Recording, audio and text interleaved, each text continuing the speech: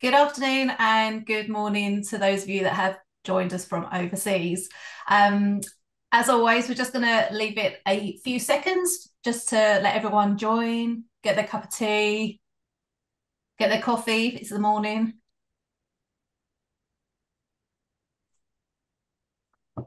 This is always the hard part, is the silence, and Ian's actually doing quite well. This is it. Yeah, usually a huge amount to say, but I thought I'd let everybody kind of like settle in. So as I said, thank you for joining us. For those of you that have joined us, just going to leave it a minute or so, just to allow everyone to settle in before we start. I think we've got a really good webinar today.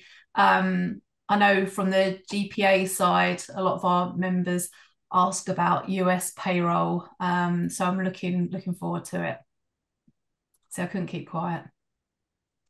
Okay. David and Ian, are you ready to start? Yeah, absolutely. Great. Okay. So, as I said, thank you for joining us today. We're discussing navigating the complex ecosystem of the US payroll. So, just before we start, just a couple of housekeeping. We are recording today's webinar. It will be available on our website and also the slides. And we do really like our webinars to be nice and interactive. So please feel free to ask any questions in the chat or Q&A section. We do have a few polls as well. So it'd be great for you guys to get involved. So before we start, I just think it's important to state that this content is not legal advice. It's simply for your information. So we do suggest that you consult your legal teams should you have any questions or concerns in relation to anything we do discuss today. Okay, so just going to talk about a few key takeaways. It's hard to imagine global expansion without US payroll in the mix. And yeah, US payroll is one of the most complicated ecosystems there are in the payroll space, shall I say. To be honest, it blows my mind about how complex it is. I know we always think that Europe's complex, or Belgium, Italy, but when you understand more about the US payroll, it is very, very complex. So today we'll put in an end to some of the confusion by exploring the following topics: the complexities of US payroll landscape, the importance of accurate employee classification, payroll management, efficiency, and compliance. Compliance, I would imagine, is one of the key words there. The critical role of the right technology in achieving full compliance throughout the payroll process. So before we start, obviously I'm not the experts, but we do have the experts here. Ian Giles, who is from Papaya, would you like to introduce yourself? Yeah, thanks, Mel. As you said, my name is Ian Giles. I've worked in payroll for the last 25 years. I've had all kinds of roles in all kinds of industries, retail and beauty, all the way through to aerospace, and in all types of businesses, startup, scale up, all the way through to matrix environments right across the globe. I provided leadership and strategy to populations of more than 100,000 employees in more than 170 countries. Today, I'm the payroll strategist for Papayaglobal. Papaya provides payroll, payments, and workforce management to all employee types in 160 countries.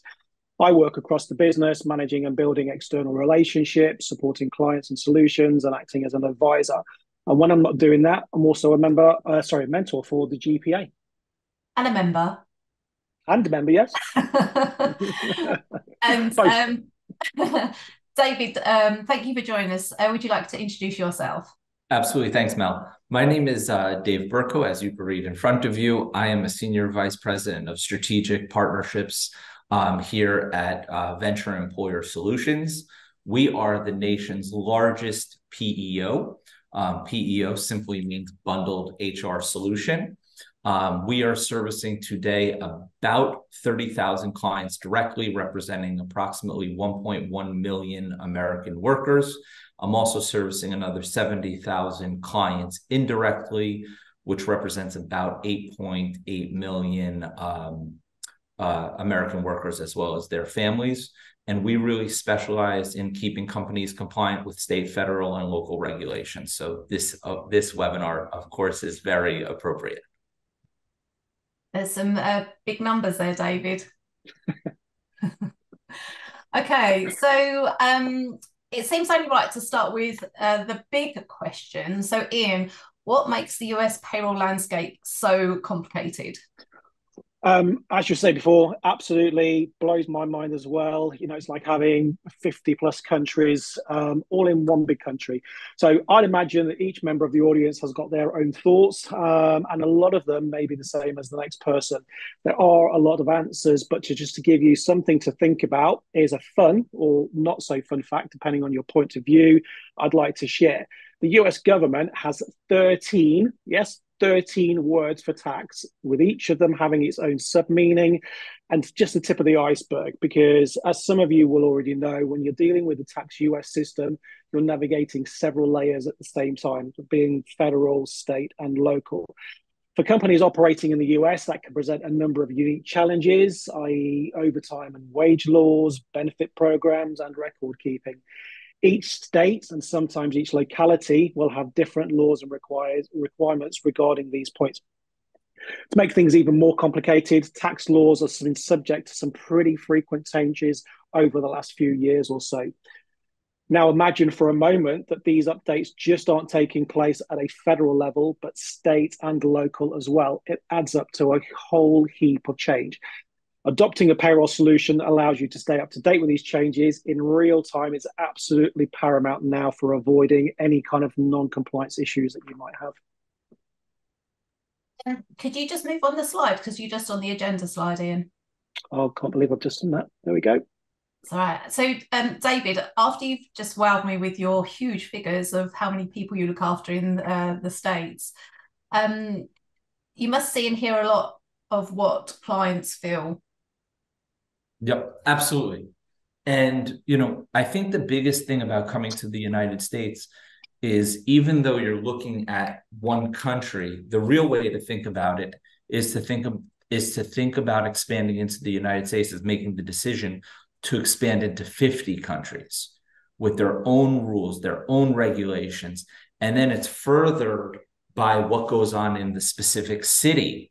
So coming to New York City versus going to a different city within the state of New York presents its own challenges.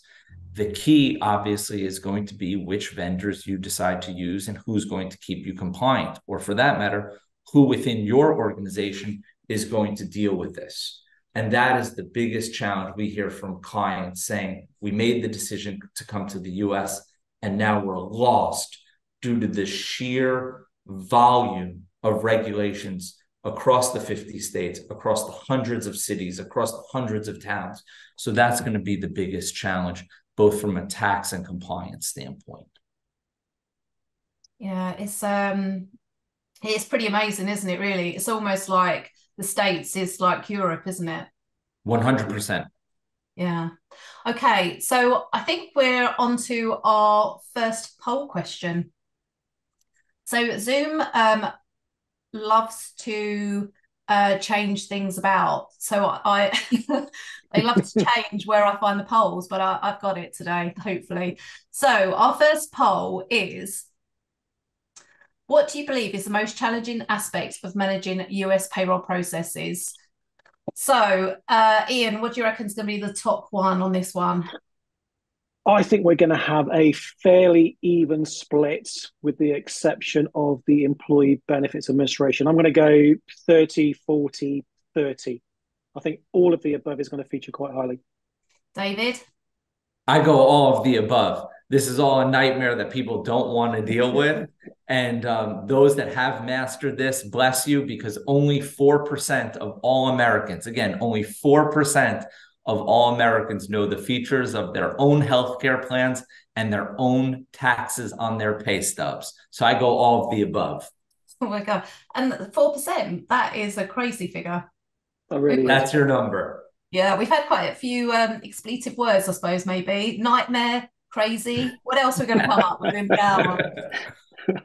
Okay, we don't usually use those words very often in webinars, so that's quite exciting. I'm gonna finish the poll in a couple of seconds. So if you haven't answered, there's a few of you that haven't. I'm gonna end it in a couple of seconds.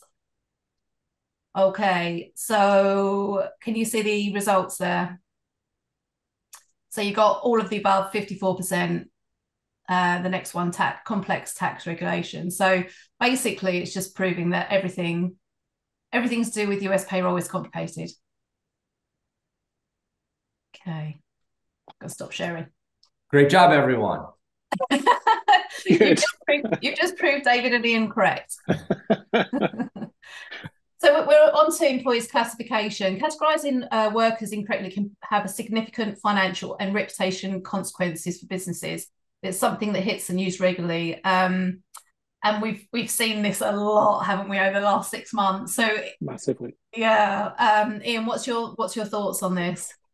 I think it's a really good question, and I think it is something that everybody is either thinking about and definitely needs to be thinking about. What makes it such an issue is it's so it's the pure number and of the people that it impacts. It's not just the company itself, it's all of the workers that it employs, many of whom end up losing access to benefits that they're legally entitled to. And go back to David's point, if there's only 4% of you actually knowing what you're entitled to, you're probably actually in a bad situation.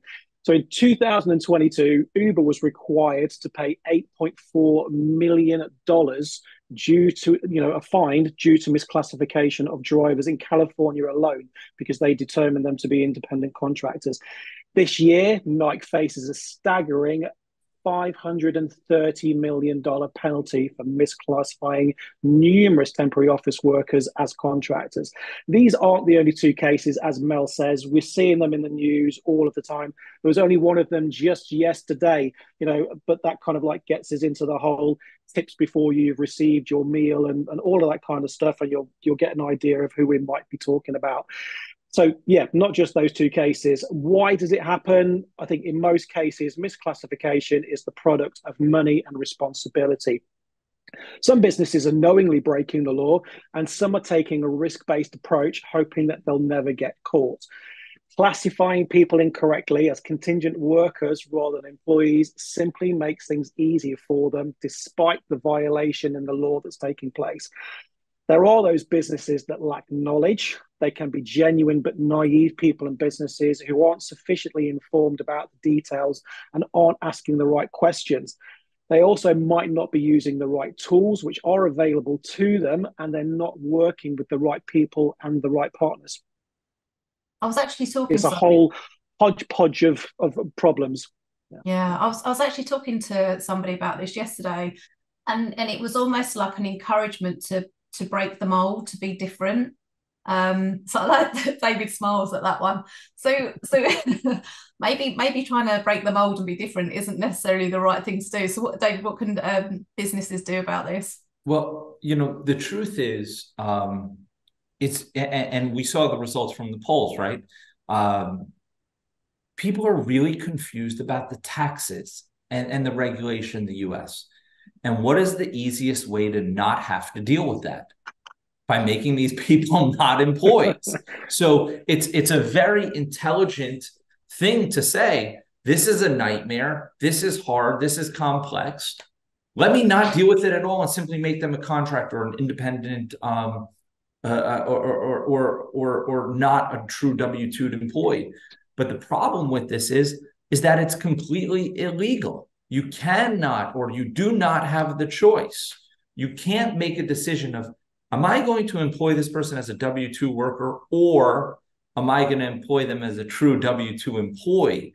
Or what's even worse is when they give the worker the choice. Do you want to be a W-2 or do you want to be a contractor? This is a no-go. They're either an employee or they're not an employee. And what I always suggest you doing when you're coming over to the US, and again, I do want to say, you are right when you think it's just easier to hire someone as a contractor. I would recommend you sitting down with your counsel as well as your accountant and say, this is the job description that the person is going to do. Is this an employee or a contractor? And if they feel that there's a gray zone, ask them the $1 million question. When the Department of Labor audits me, am I going to be able to prove that this was a contractor, or am I going to pay fines and penalties in the tens or hundreds of thousands of dollars for misclassification? And I think that the answer will be very, very clear. But again, it all comes back to who your advisors are. on the accounting and the legal side to ensure that they're giving you the proper guidance to make sure that you don't get caught up in these traps, because it is not a choice. It is black and white. Is it, do you want to sleep at night or not? One of those situations. Pretty much is that, yeah. Yeah, we've had a comment. The nightmare is people trying to cheat the tax man, and the government is fully aware. I swear the government creates these rules, regulations, complex to ensure non-compliance, and therefore nab with penalties and interest. It's a vicious cycle, and payroll is caught in the middle. Interesting view. Yeah, but I think that, you know, there's control, isn't there, really, at the end of the day as well. So just moving over onto the technology's role in compliance. When it comes to compliance now, especially in how it pertains to US payroll. So we have another one of our polls. So everyone, let's get prepared for the next poll. Okay, what role do you think technology plays in ensuring payroll compliance? Can everyone see that? Technology increases accuracy in payroll reporting. Technology enhances data security for payroll records. Technology simplifies compliance tracking. We don't apply technology nearly enough. And if there's anything else that you feel like we've missed, please add that in the chat. The answer doesn't necessarily have to be on the poll, so please feel free to add that. Ian and David, your thoughts on this one? I think we're going to be pretty even across the board on this one. There isn't one that really kind of like sticks out to me. The interesting answer, I guess, is whether or not businesses and individuals are feeling that they're not applying technology enough. Okay, David, so I can see the answers. So David, your thoughts? I would say that 97% of companies running payroll in the United States outsource it, right? And I would say the technology is definitely increasing the accuracy. The big question is, who is the person who's dealing with the technology, and are they using it appropriately, right? That's my thoughts on this. Okay, right. So, guys, we've just got my magic number. If you haven't filled in the poll, just literally quickly 2 seconds to do that. Thank you. And I'll thank you so much, whoever just did that, because you hit my magic number. Okay, so I'm going to close it down. Okay, David, I feel like you're pretty spot on with these. I'm the Grim Reaper of bad news, apparently. Oh dear. When you said that, I was just like, wow, he's pretty much on the ball again. Oh dear. Well done. Yeah. So technology increases accuracy in payroll and reporting. Somebody else has put something in the chat. Let me just quickly. I use HRIS Tech here in the US, and the reporting features are critical in helping me keep compliant and be aware of any outliers. So, okay, Ian. So compliance is ever changing. Compliance, I feel like, I should have that tattooed on me somewhere. How can technology play a part in making it as simple as possible? I think using the right tech to tackle US payroll and payroll in general, for that matter, isn't just about speeding up the payroll process. It's great for doing that, but in my opinion, it has the potential to make things go wrong faster. We need to make sure there is the right level of it, there is the right level of people doing all of the things that they need to at the right points in time. We can't absolutely, rely on it, although it is great and it is improving day by day, week by week at this moment in time. We need to make sure that we are we're kind of crawling before that we're walking. To me, it's all about reducing risks and errors as much as possible, keeping your finger on the pulse of any ongoing and impending compliance changes, no matter if they're federal, state, or local. There are all manner of benefits to be found if you're using the right technology in your payroll strategy, and they all play a part. Some of the major parts, but I think they can be bucketed into the following categories. We've got record keeping, we have data protection, we have automated calculations, and the integration connecting with accounts and HR systems. You need to make sure that they are all in place as well. On top of that, the right software can help transform your payroll from a reactive to a strategic one. No more of that, firefighting mentality that we have to kind of like go through every single cycle. If we're using the right products, the right partners at the right points in time, we are going to be heading more towards that strategic one and adding value to the payroll and to the businesses in question. So rather than finding out the hard way through fines and penalties, like we've discussed already, about the changes to reporting and tax requirements, you can rely on your payroll provider to connect you immediately to the right people on the ground and the right technology.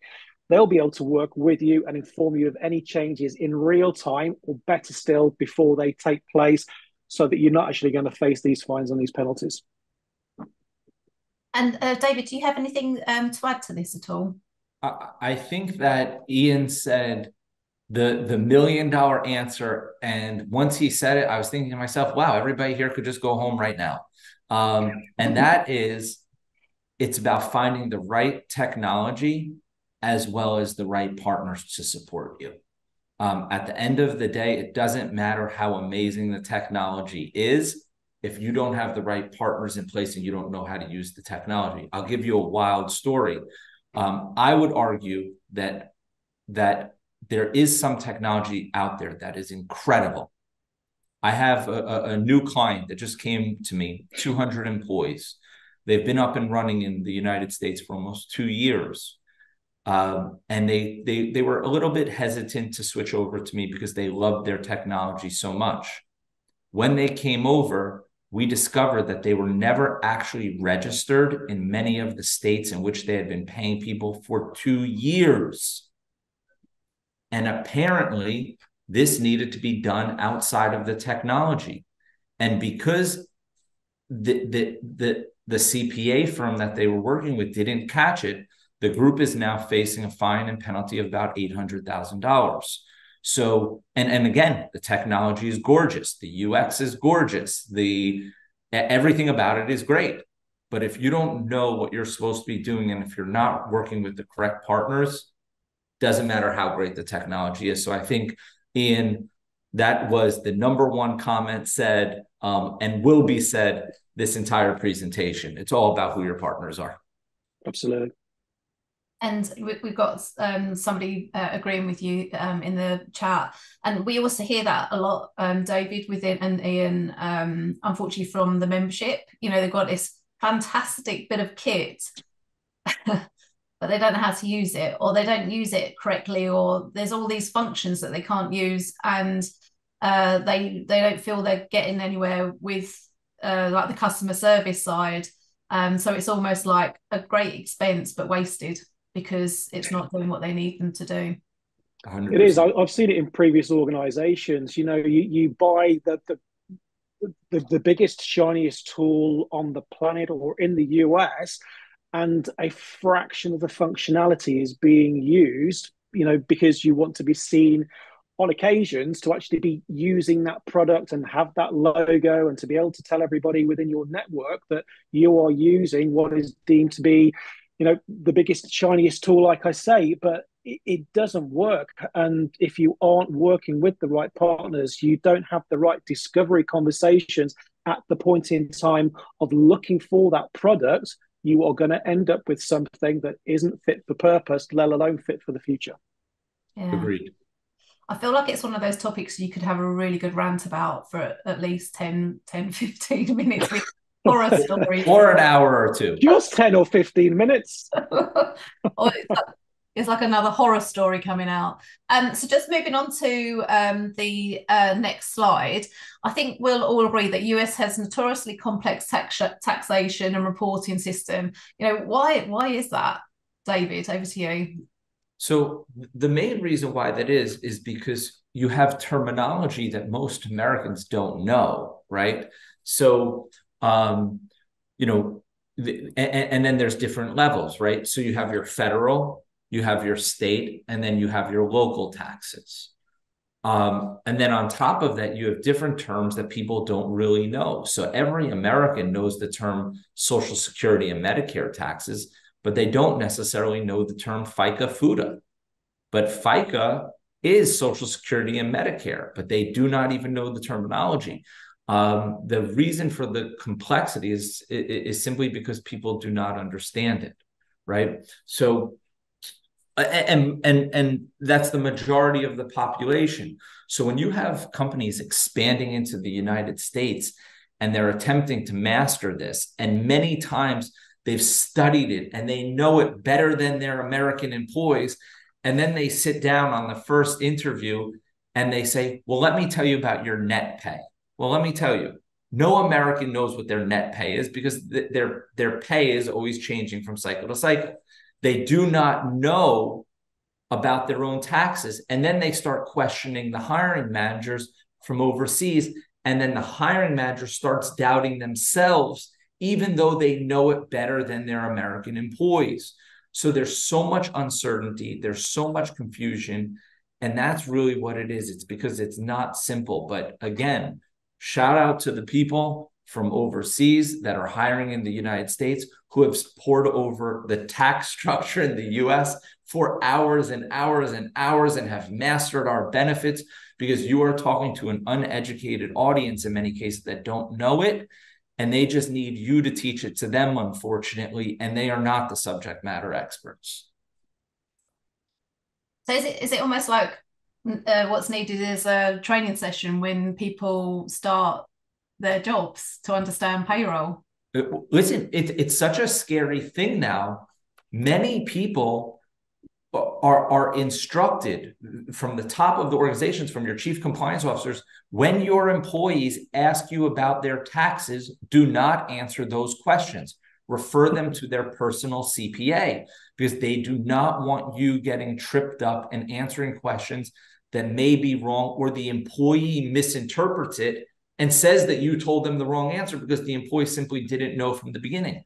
This is why every single American employee, when you hire them, is completing what's known as a W-4 form, where they're filling out the taxes that should be taken out of their paycheck. But when they come to you and say, hey, I don't know what to do, I need help, your answer is never, sure, I'm happy to help you. It's go talk to your personal CPA, because the company does not want you being responsible for this because it's simply too complex, I would argue. Okay. Wow. So I've learned something new there. I wasn't aware of how, I don't want to say the word uneducated because I think that's unfair, but how the employees didn't know about the tax system. But then Adam, that's certified public accountant. Okay. But yeah, it's crazy. Okay, so we're on to our last poll. I promise you it's our last poll. Let me just do this. Okay, so what is your opinion on taxation and reporting in the US? The US tax system is too complex and burdensome. Reporting requirements for businesses in the US are too demanding. The US tax code needs simplification and reform. US tax policies strike a good balance between revenue collection and fairness. So David, all right, I'm going to ask David first. What do you reckon is going to be the top one on this one? Number 1, 2, or 3 are all perfect answers, and I think they're everything but D. And I think every politician in America would agree with you if you chose any one of the top 3. Wow, do you know what? There's some really hot people on today's webinar with these polls. I'm super impressed. I think that just shows I'm a geek. So we're just coming up to our magic number. If you haven't filled it in, please do that now. I'm going to shut it down in a couple of seconds. So okay, right, I'm going to close it now. Thank you guys for filling that in. So Sarah, who's on chat, you got that right. And David, I think you said that as well, didn't you? It's very interesting that nobody thinks that there is a good balance. Yeah. Oh, unless there is somebody, if they want to put it on chat. You might want to put yourself down as anonymous. No, listen, if they think that there's a good answer, they should be running for office here in the US. We'd love to have you. You could be working in the right state. Exactly. Okay, so thank you everyone for answering that. Just having a look at some of the chat here. The tax itself is not complicated. Payroll cannot give tax advice. That is when you need to refer employee to tax professionals. Doesn't have to be a CPA. I use an EA, which is more tax training than a CPA. Yeah. Okay. Right. So let's move on to the next slide. I'll put you under pressure there. Just a little bit. So we have got a few questions here. So I hope everyone found today's webinar insightful. Before we move on to the Q&A section, let's recap on a few of the key points. Do I need to say this? The US payroll landscape is complicated. Categorizing workers incorrectly can have significant financial reputation consequences for businesses. Compliance is ever changing. Technology plays a part in making it simpler. There are so much more to consider and take into account. Adopt a payroll solution that allows you to stay up to date with changes in real time is paramount for avoiding issues. Knowingly breaking the law, taking a risk-based or being naive is not the right approach to compliance. And if you want to sleep at night, don't do that. Tech isn't just about speeding things up, it's about reducing risks and errors as much as possible. So let's have a look at some of the questions. I've actually got a couple of questions for you. When we're going on to the misclassification of employees, what are the implications, David? So I'll give you the most extreme, and for those that are out there, you could Google this. In the state of California, misclassification of an employee in which you don't have workers' compensation for an employee, right? If you don't have workers' compensation in the state of California, you could find yourself in jail for up to 1 year. In certain states, you're looking at $5,000 to $10,000 per employee per week for them to be misclassified. The main ones are you're not paying into the state taxes, you're not paying into your federal taxes, you don't have workers' compensation, which is required by law. But it's typically going to be a very, very big fine that will offset any potential savings you thought you might find by making them a contractor. And so I just kind of like come in on there, Mel. Yeah, sorry, Ian. So I'd just like to kind of like to add to what David's saying. We're not just talking about the fines and the penalties. We're talking about this from the employee's point of view as well. Not only are they actually not getting what they are entitled to at that point in time, you need to look further and further into the future. Some of the ramifications here, looking at from a pension side of things, could actually only surface in 10, 20, 30 or 40 years time once they've hit retirement. So there is it's the unfortunate gift that keeps on giving. So somebody has put in chat, there is actually a pamphlet that the APA provide, Understanding Your Pay, which a few of you have actually used. So for you payroll people out there, the APA or Payroll.org has actually got a pamphlet that you can actually use. So thank you for the tip on that. So how do businesses determine whether a worker should be classified as an employee or an independent contractor? Is that a question that's too long to answer now, or is that something we can answer today? I think one, you could always consult with your attorney and your CPA, and ideally do it together. But at the end of the day, if they have a title, if they are coming into your office, if they have a company email, if they are working exclusively for you in a full-time capacity, they look, smell, and feel like an employee most of the time. If you're telling someone, build me a website and have it done within 3 months, that's a contractor. But in most cases, it's being done out of convenience. Mm. And we have a payroll US question. How frequently are employees typically paid, and what factors influence this decision? David? Sorry, going to you, David. Typically in the United States, you're paying an employee either twice a month, which is known as semi-monthly, or you're paying every other week, which is known as bi-weekly. Again, I'm primarily focusing on the white collar office industry. If you're in more of a manual job, in many cases, you would be paid weekly. The determining factor of this will be by the state. I will share with Melanie a very useful link to the Department of Labor, which she could share with the group. And it's a chart. It shows you every single state and what are the pay requirements, which should be very, very helpful in your hiring.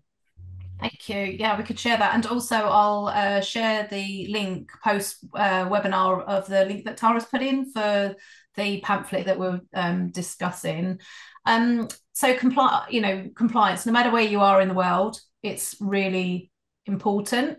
How can businesses ensure compliance with payroll regulations and tax laws? Is it down to training and technology? What's your thoughts on this? It's all manner of things and everything. So if you're wanting to stay compliant, as we kind of mentioned throughout the webinar, working with the right technology is absolutely paramount, and making sure that you are partnered up with the right firms is equally important. Not getting this right is going to be where you actually fall foul of compliance, fines, penalties, and all of those kind of things. You need to be working with a firm and a business or partners, multiple if that's the case, that are there on the ground. They have their own boots in those territories. They know what they're talking about. They are fully compliant in everything that they're doing. And you need to also be working with a partner that you are regularly vetting to make sure that they are staying ahead of the game.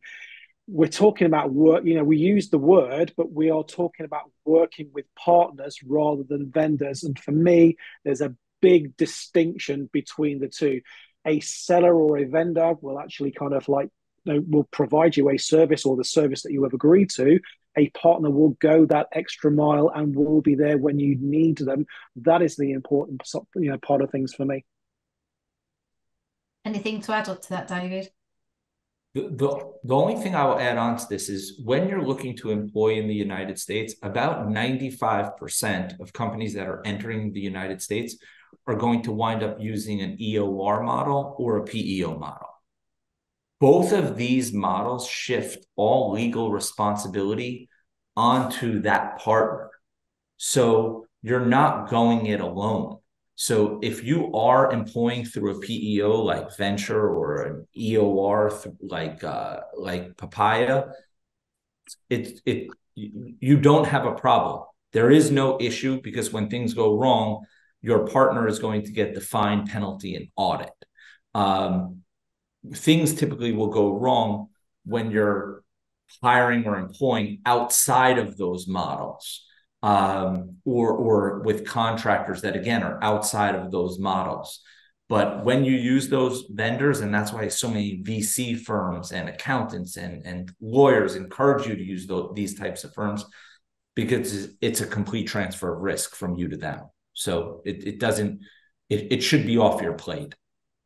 So we do actually have a question in the chat, and I'm wondering whether or not this is the answer that you've just given. What is the easiest way to register in different states for taxes if based in the UK and certain states do not allow a payroll vendor to action this on your behalf?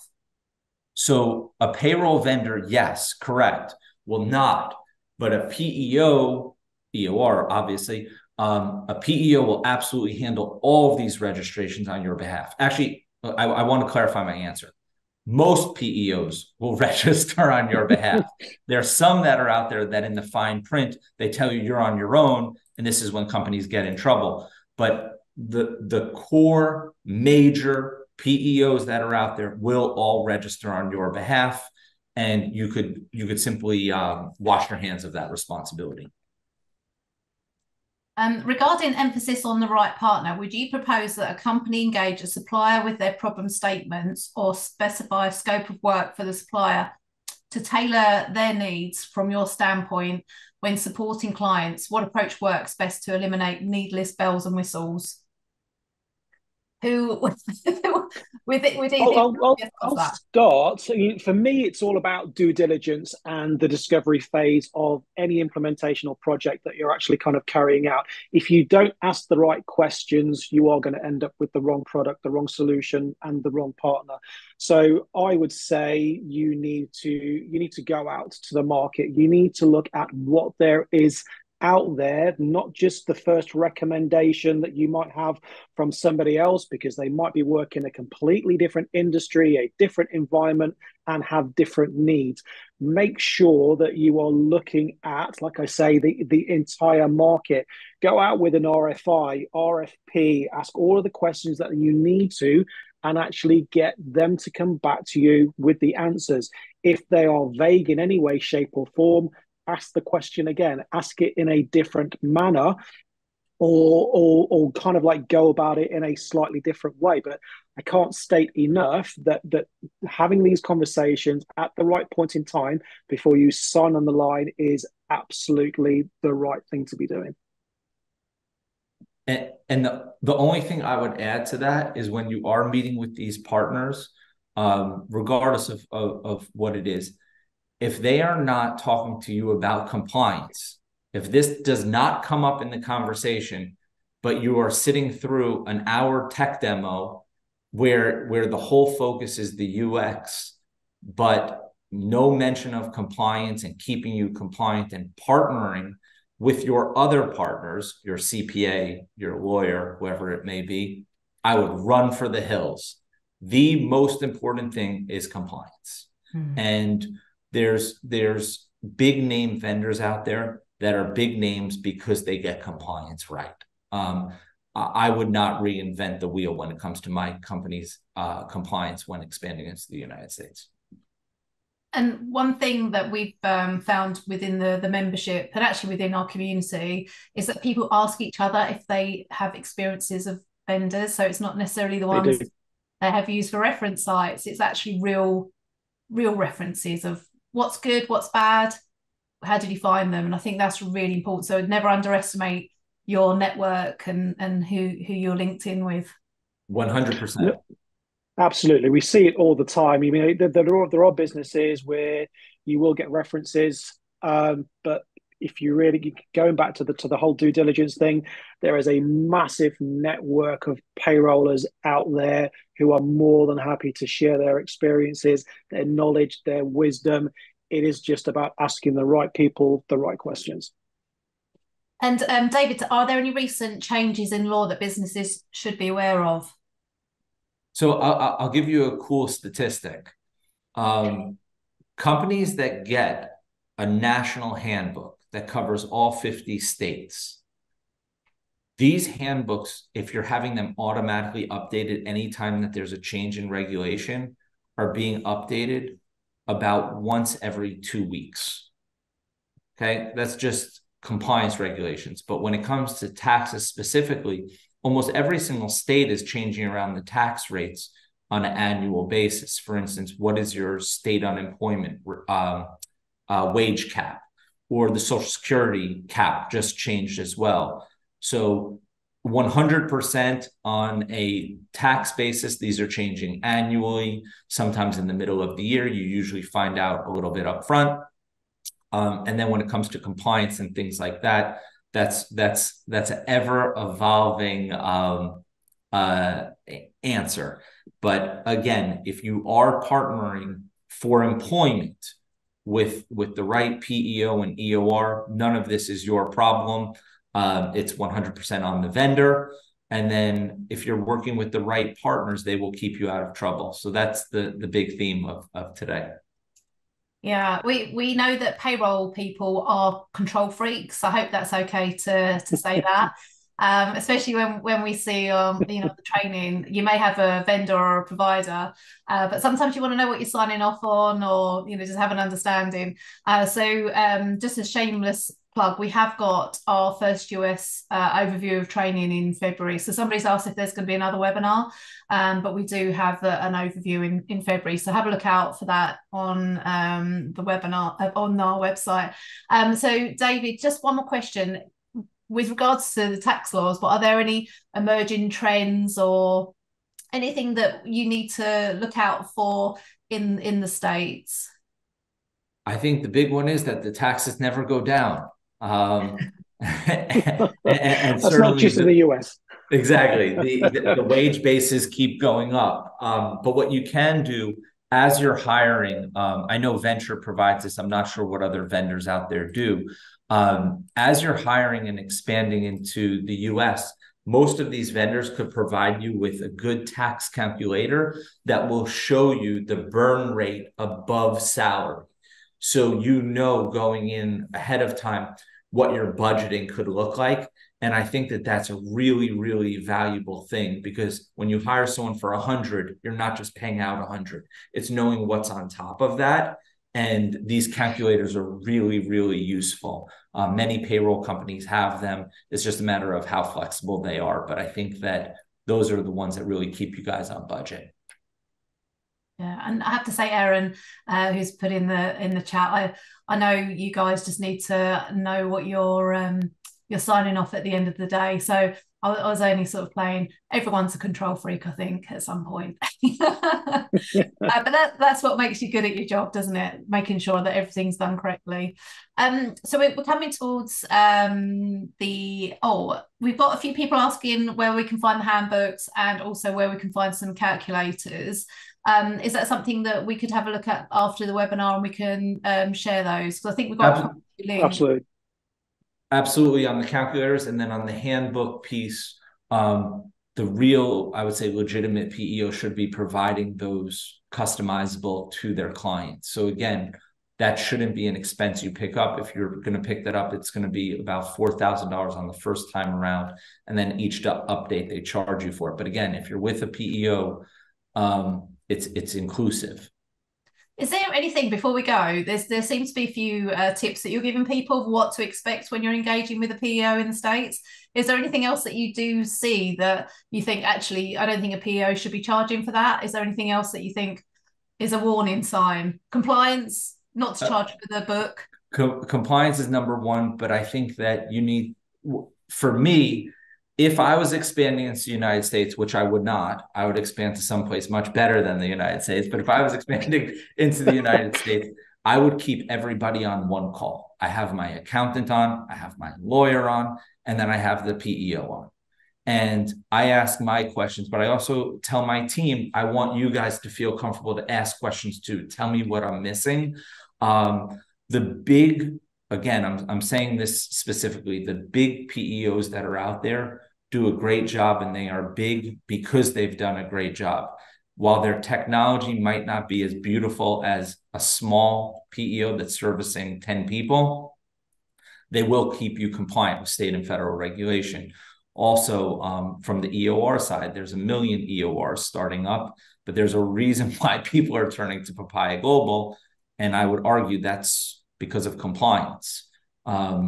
So I think that's my guidance. Bring the team involved in the conversation. And do you ask sorry if this is a really silly question, do you also ensure, okay, so you're looking at the technology, but do you ask somebody to be there from their compliance team when you're looking at a new PEO? Oh, definitely. We want you want to ask, what am I responsible for, and what are you responsible for?